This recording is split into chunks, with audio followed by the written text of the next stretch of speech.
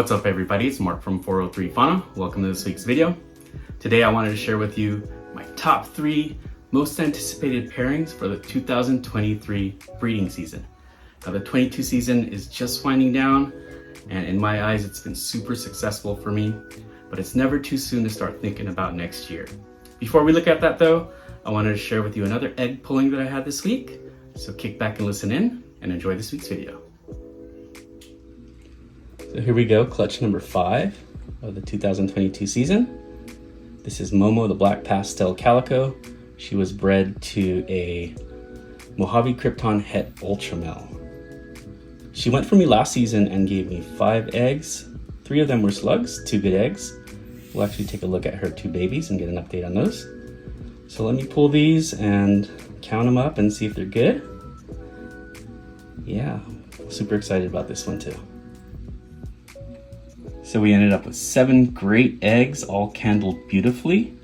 I decided to leave them, the majority of them together as a cluster. I took a couple off. She laid them overnight, and I gotta get to work right now and I don't wanna spend 30 minutes carefully pulling these eggs from each other. So I think they'll do great. But yeah, 7 great eggs, all candled beautifully. Clutch number 5, 2022.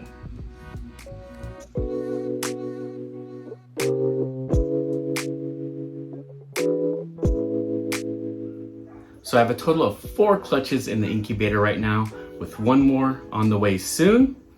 I'll share with you all the egg cuttings, all the results. I'm super excited for that. Now let's take a look at my top 3 most anticipated pairings for next year. Number 3 on the list of top 3 most anticipated clutches for 2023 starts with this female piebald named Chloe. I got her from SoCal Scales. Now, when I first got into ball pythons in 2002, I saw piebald in Reptiles magazine and I just fell in love with them. So when I started up again, I decided to start with 2 female piebalds and 2 clowns and go from there. Over the past year or 2 years, I've kind of fallen out of love with pieds. I don't know, people have different tastes, and my taste has changed over time. And I haven't been excited about any pied projects. I've got hypopied I'm working on. That didn't even make my top 3 list. But this girl is ready to go. And let's go check out the male that I have planned for her. So this right here is Tumuga. Tumuga is a Mojave Het Monsoon. Now, I believe that mutation creation, either Billy or Austin, is going to produce the monsoon pied this year, and it's gonna break the internet. Once that's revealed, it's gonna be incredible. So hopefully, and it will, that will bring my love back with pieds. The monsoon pied project is gonna be a long-term project for me, but it's definitely something that is worthwhile. So I'm really glad to get into the monsoon now, before that monsoon pied is revealed.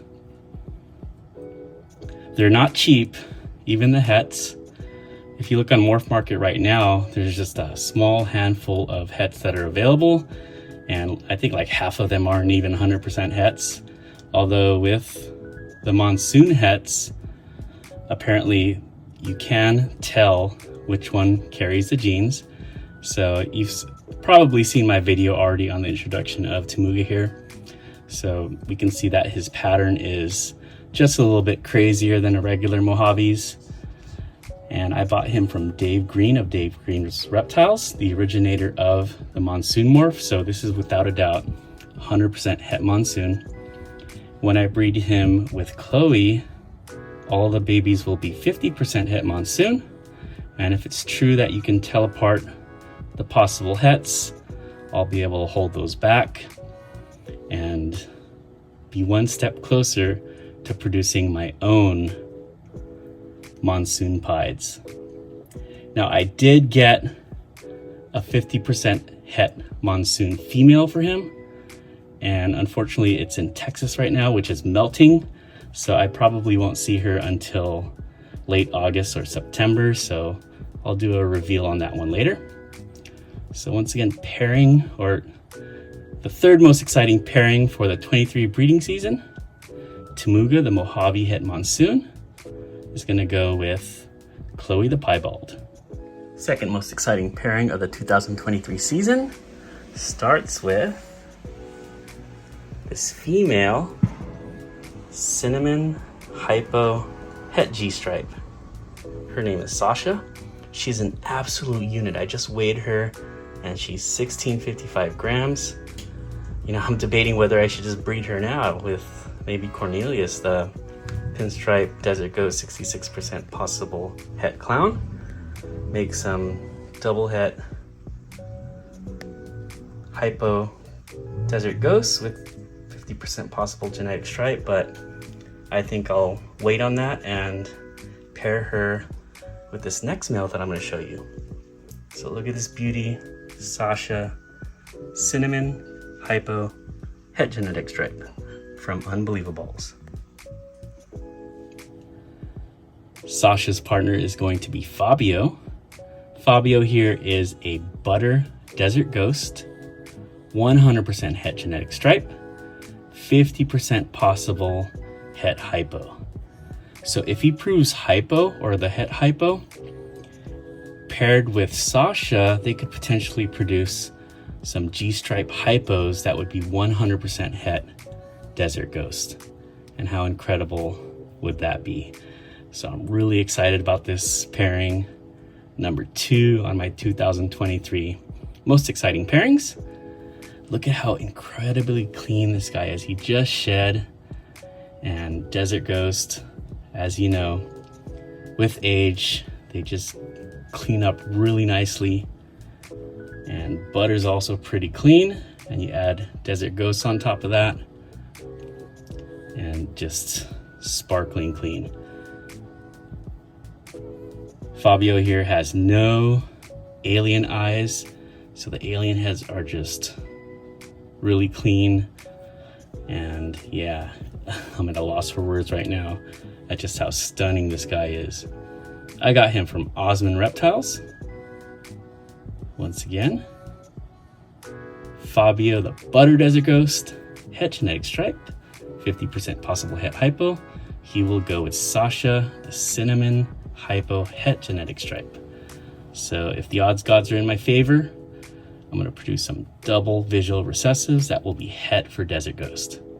Crossing my fingers on that pairing.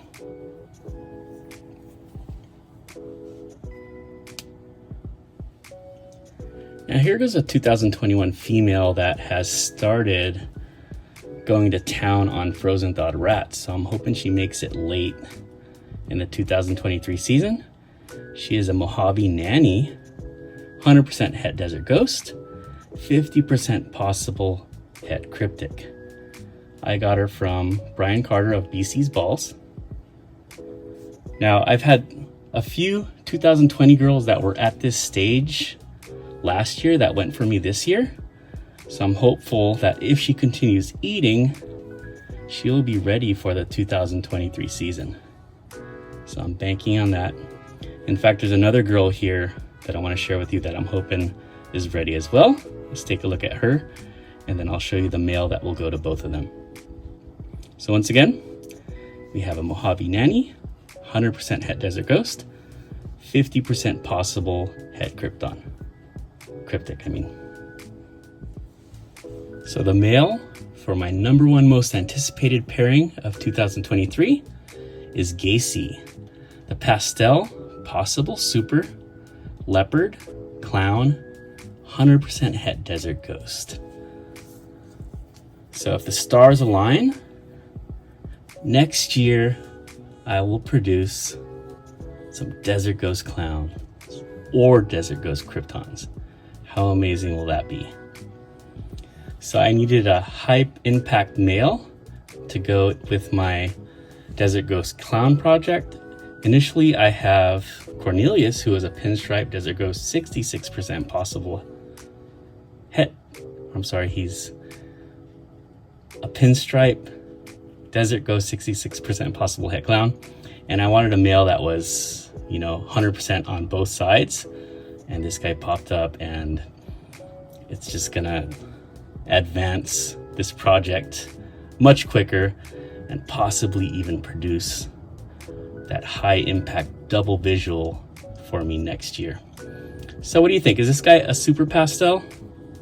He was sold as possible super. I'm kind of hoping he's just regular pastel. You know, you don't want pastel too much in the collection. We will see if he breeds for us next year. So once again, we have Gacy, the pastel possible super leopard clown, 100% het desert ghost. Look at that head stamp. Incredible animal.